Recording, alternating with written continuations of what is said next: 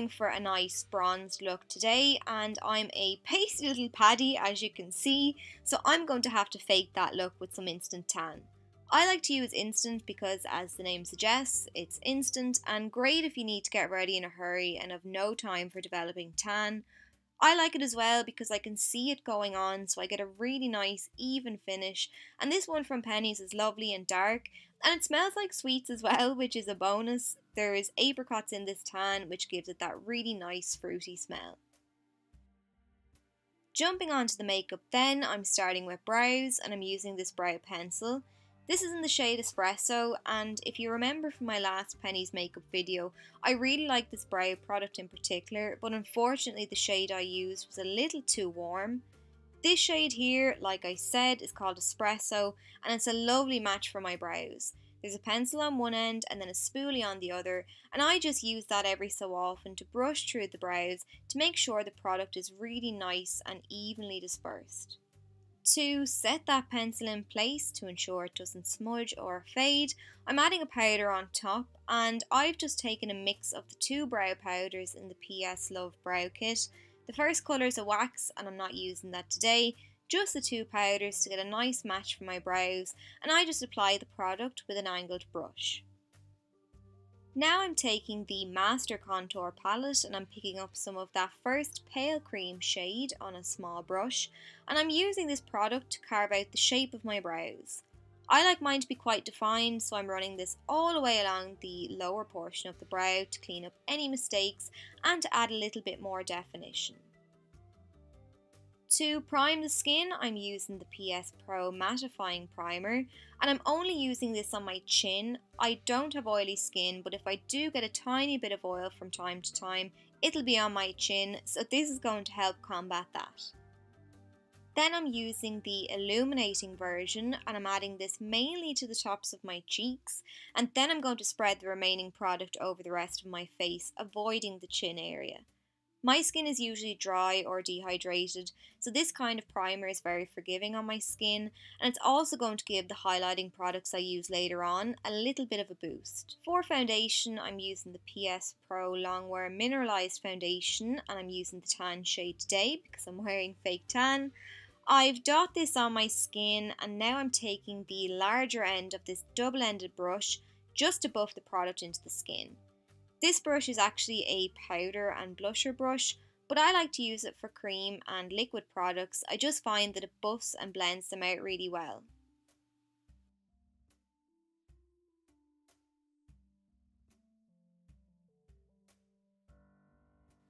As you can see, this foundation has fantastic coverage. I've no redness peeking through, especially not from that nasty blemish on my chin, which is a miracle, but I still have that nice glow to my skin as well, which I really like. I'm going back to my Master Contour palette and I'm taking that pale cream shade again. I'm using my finger to add this underneath the eye area, and it's going to give a nice brightening effect, and it'll add a little more coverage too. The warmth of my finger is helping to blend the product into the skin, but I always just like to go over the area with a brush just to be extra sure that everything blends and fades nicely together. I'm taking this dark cream contour shade here, and again I'm using my finger.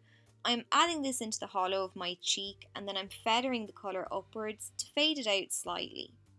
Then I'm going to take the other end of that brush now with a little more product on it, and I'm sweeping it around the perimeter of my face just to add a bit more dimension. Once I'm happy with how that looks, then I'm using the light powder shade to set everything in place. I'm using a small brush for under the eye area because I want that to look nice and light and bright, and then I'm using a fluffier brush to set the rest of my face.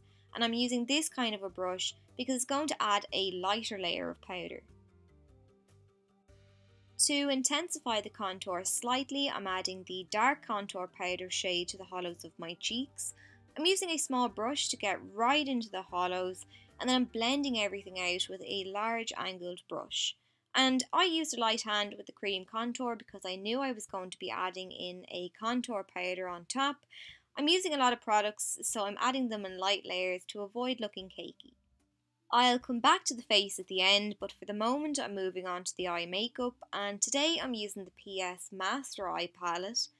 To set the foundation on my lid in place and to give a nice base to start out on, I'm using this off-white creamy shade on the fluffy end of this double-ended eye makeup brush, and all I'm doing is patting this over the entire eye area, just anywhere where I applied the foundation. For my transition shade, I'm going in with this gorgeous warm brown and I'm adding this into the crease. The quality of these shadows is phenomenal. Penneys really knocked it out of the park with this palette and it's so affordable as well.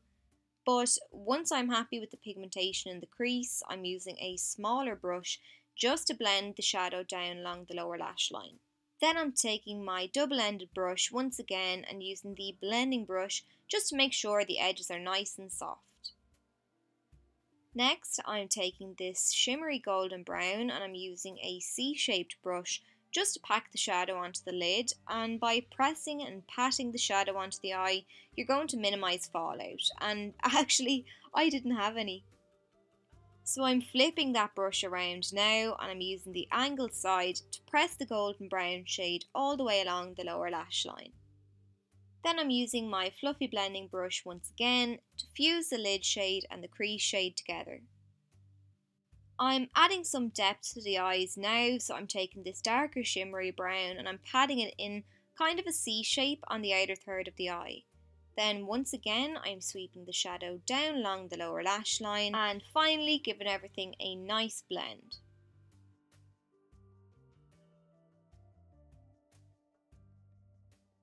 To line my upper and lower waterline, I'm using this black liner from the PS Workout range. It's waterproof, so it's not going to budge, which is really handy, especially if you're somewhere where it's really warm. To intensify the black slightly, I'm using this black eyeshadow from my master palette, and I'm just pressing it on my waterline. What I've done to the bottom, I'm doing to the top as well, and I'm also just pressing the shadow up onto the upper lash line slightly. This is going to help conceal the band of the lashes that I'm going to be applying in a minute.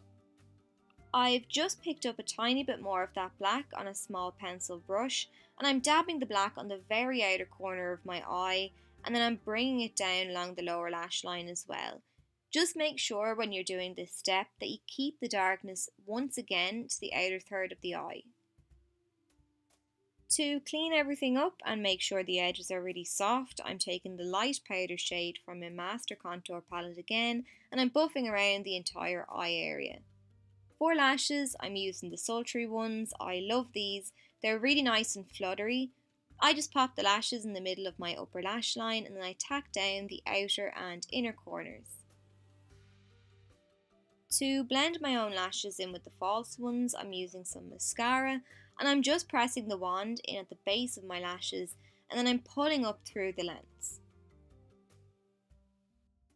Moving back to the face now, I'm taking a mix of these two shades from my Pure Glow kit and I'm adding the highlighters firstly to the tops of my cheeks, and oh my god, the glow is just something else. These highlighters are extremely pigmented. I love the shine they give. So I've added them to the cheeks, the nose I'm adding a little bit now, and then I'm adding some to the Cupid's bow. What I like to do then is just take the golden shade on its own and I'm applying it around the tear duct because I think it complements those bronze shades nicely.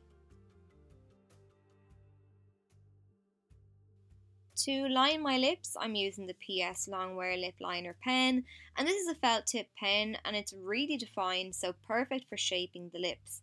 I just line mine and then I like to use the side of the pen to colour the lips in, and this acts as a great base for the lip colour that I'm about to apply.